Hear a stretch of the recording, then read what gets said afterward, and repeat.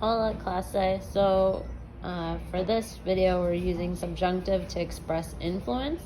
So we'll be using verbs to express wants, wishes, preferences, suggestions, requests, and implied commands. And these verbs are hope to influence someone to do something. So the book gave us a list of verbs that suggest influence, and they're there on the page. And then the subject of the verb in the independent clause tries to influence the subject of the dependent clause. So the book gave us the example, "Tú quieres que yo viaje contigo?" So we can see the first half is "tú quieres," so that's the independent clause. And then we see the subjunctive, and then the dependent clause is included of the subjunctive. And then the book brought out, as we learned in class today, ojalá is a useful expression to help express hope or desire. And so it can be used with or without que, but you always are going to use it with the subjunctive. So ojalá que limpies tu cuarto.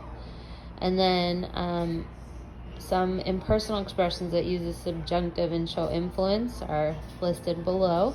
And then an example would be, es importante que estudies para clase de español.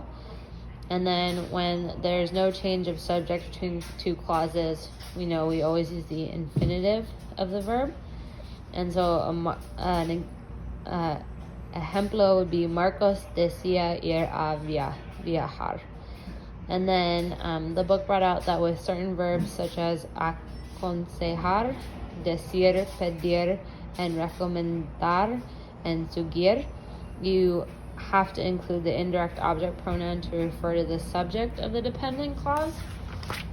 So un ejemplo would be, nos recomiendan que comemos en este restaurante.